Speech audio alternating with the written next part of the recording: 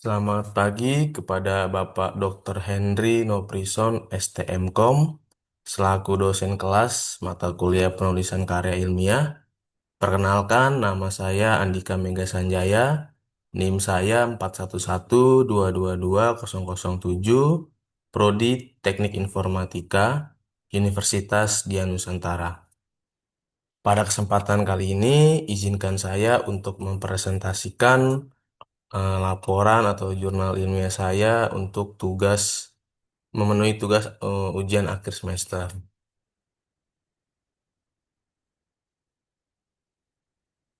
Di sini saya mempresentasikan dengan judul jurnal ilmiah saya yaitu implementasi metode SAW sebagai sistem pendukung keputusan siswa berprestasi pada era POT berbasis web.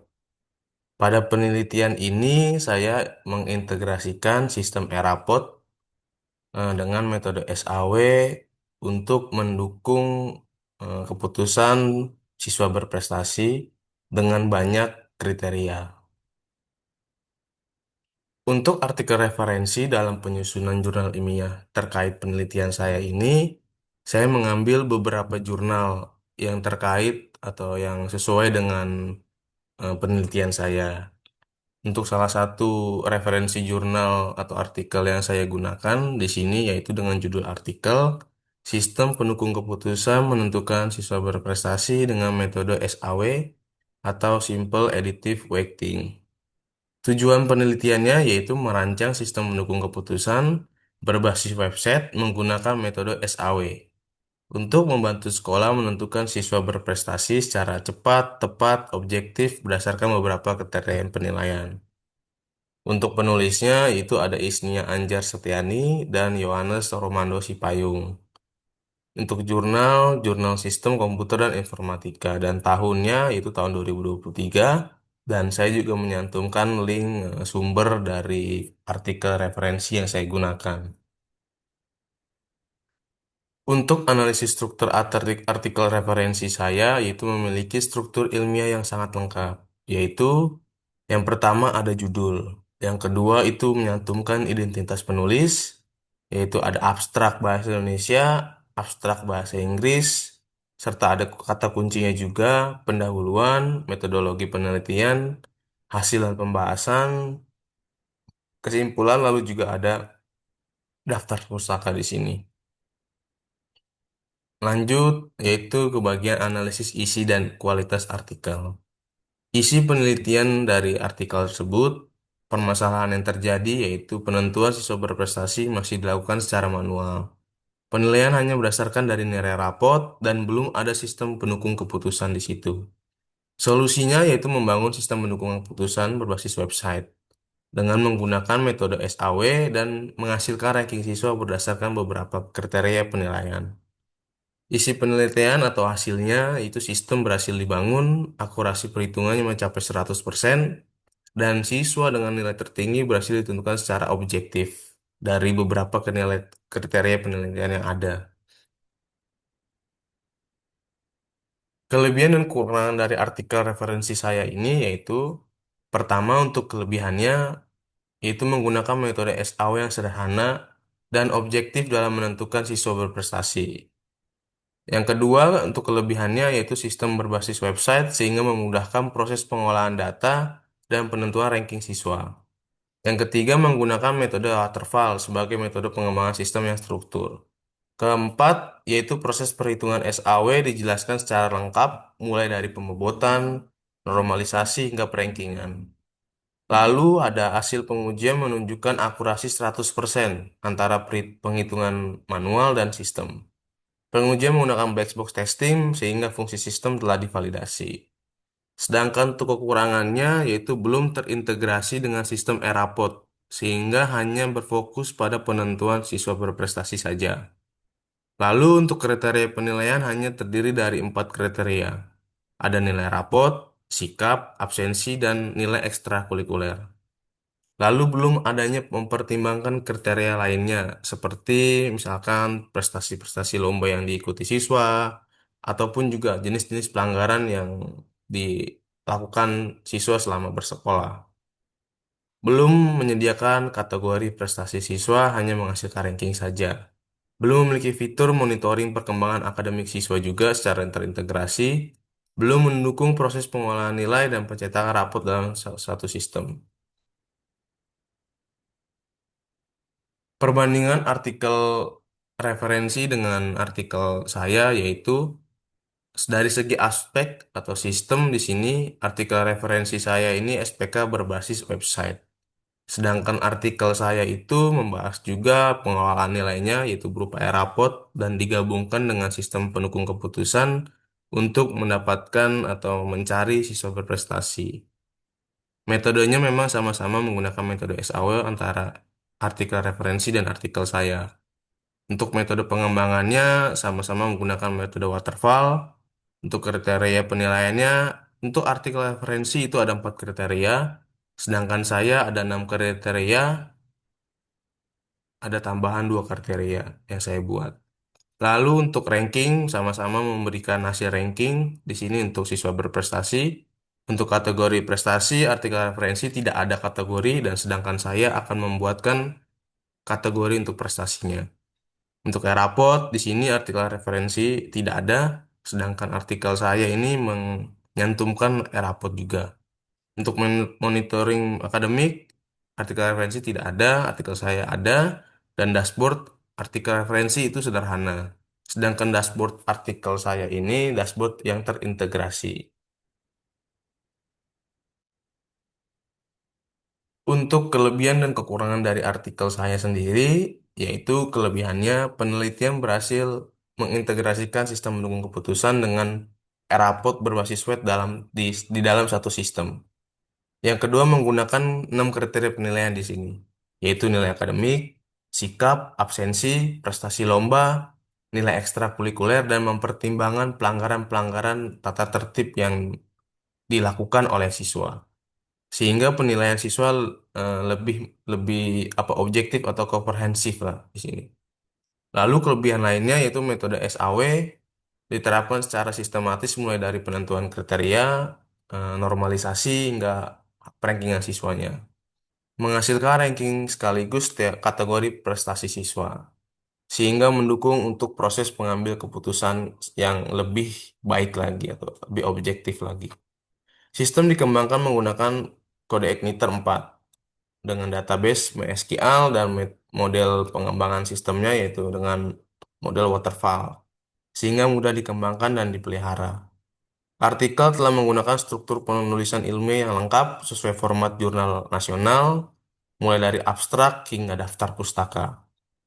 Kekurangannya itu hasil pembahasan masih berfokus pada perhitungan SAW sehingga implementasi sistem belum ditampilkan secara lengkap. Lalu pembahasan mengenai manfaat sistem bagi pengguna, yaitu guru, wali kelas, dan kepala sekolah, masih bisa diperdalam lagi.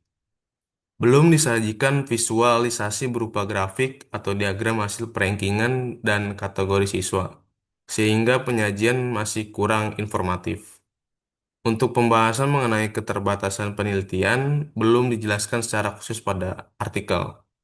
Referensi internasional masih terbatas sehingga kajian pustaka dapat diperkuat dengan sumber yang lebih beragam lagi. Abstrak dan kesimpulan masih dapat diperkaya lagi dengan informasi kuantitatif mengenai hasil implementasi sistem dan manfaat yang diperoleh. Usulan perbaikan artikel, aspek artikel abstrak, usulan perbaikannya yaitu menambahkan informasi hasil penelitian lebih spesifik lagi, seperti nilai preferensi tertinggi dan manfaat sistem yang diperolehnya. Untuk bagian pendahuluan, bisa diperkuat pembahasan research gap dan kontribusi penelitian dibandingkan penelitian terdahulu. Untuk hasil dan pembahasan, menambahkan pembahasan yang lebih mendalam lagi mengenai hasil implementasi sistem dan manfaat metode SAW terhadap proses penentuan siswa berprestasi. Secara penyajian data itu lebih ditambahkan lagi visualisasi seperti grafik, diagram, atau tangkapan layar sistem agar hasil penelitian lebih informatif. Untuk referensi, menambahkan jurnal referensi dari jurnal nasional maupun internasional terbaru sehingga landasan teori menjadi lebih kuat lagi. Secara bahasa ilmiah, melakukan penyuntingan lagi untuk memastikan penggunaan bahasa ilmiah lebih efektif, konsisten, dan sesuai dengan kaidah penulisan jurnal. Penentuan jurnal target target publikasi tugas akhir, saya menargetkan jurnal target saya ini yaitu JATISI, Jurnal Teknik Informatika dan Sistem Informasi. Penerbitnya yaitu Universitas Multidata Palembang dengan statusnya yaitu Sinta 5.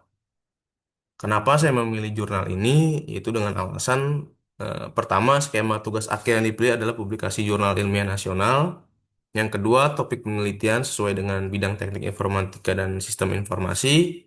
Yang ketiga itu penelitian membahas mengenai sistem mendukung keputusan menggunakan metode SAW yang relevan dengan cakupan artikel yang dipublikasikan oleh Jatisi. Sistem yang dikembangkan berupa aplikasi Erapod berbasis web sehingga sesuai dengan tema pengembangan perangkat lunak dan sistem informasi juga.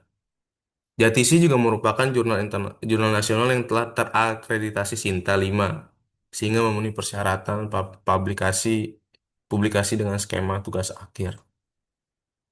Untuk ruang lingkup atau skup dari Jatisi yaitu Jatisi mempublikasikan hasil penelitian di bidang teknik informatika dan sistem informasi, baik penelitian dasar maupun terapan. Ruang lingkupnya yaitu meliputi yang pertama ada sistem informasi, yang kedua ada teknik informatika, ada rekayasa perangkat lunak atau software engineering, sistem mendukung keputusan, decision support system, kecerdasan buatan atau artificial intelligence, data mining dan big data, basis data, pengembangan aplikasi berbasis web dan mobile juga, jaringan komputer dan keamanan informasi, dan Internet of Things atau IoT.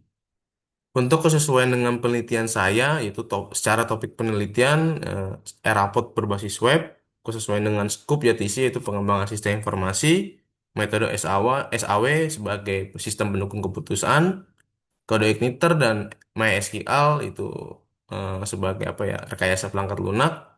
Lalu ada sistem akademik sekolah itu sebagai sistem informasi di sini dan aplikasi berbasis web sebagai web application development. Untuk gaya citasi atau citation style Jatisi yaitu menggunakan IEEE atau Institute of Electrical and Electronics Engineers. Karakteristik IEEE style ini menggunakan nomor urut sebagai citasi dalam teks. Nomor citasi ditulis di dalam tanda kurung siku, misalkan di sini tanda kurung siku dalamnya satu, dua, tiga, dan seterusnya.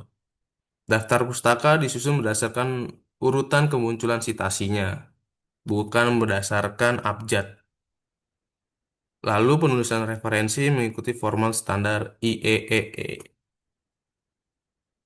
Informasi biaya publikasinya untuk biaya publikasi dari Jatisi, jenis biayanya artikel submission fee dikenakan saat proses pengiriman artikel untuk membantu biaya proses review.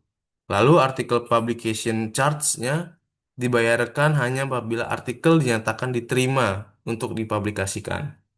Lalu ada catatan informasinya di sini. Biaya EPC digunakan untuk mendukung proses editorial, peer review, penyuntingan, tata letak, penerbitan artikel, dan pengelolaan jurnal. Pembayaran tidak dilakukan apabila artikel ditolak. Rincian nominal biaya mengikuti ketentuan terbaru yang ditetapkan oleh pengelola Jatisi. Untuk ketentuan batas maksimal similarity atau plagiarism, menurut kebijakan similarity dari Jatisi di sini, itu setiap artikel yang dikirim akan melalui proses pemeriksaan similarity menggunakan aplikasi pendeteksi plagiarism sebelum memasuki tahap review.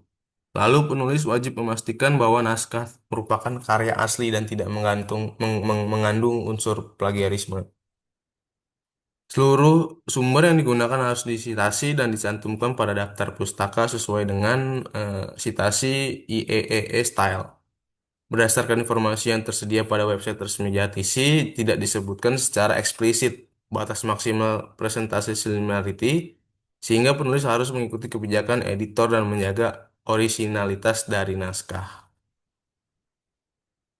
Sekian, demikian yang bisa saya sampaikan atau saya paparkan terkait laporan dari jurnal ilmiah saya untuk tugas eh, apa namanya UA saya, ujian akhir semester, yaitu mata kuliah penulisan karya ilmiah. Mohon maaf jika terdapat kesalahan-kesalahan dalam penyampaian atau kekurangan-kekurangan dari penyusunan materi. Sekian dan terima kasih.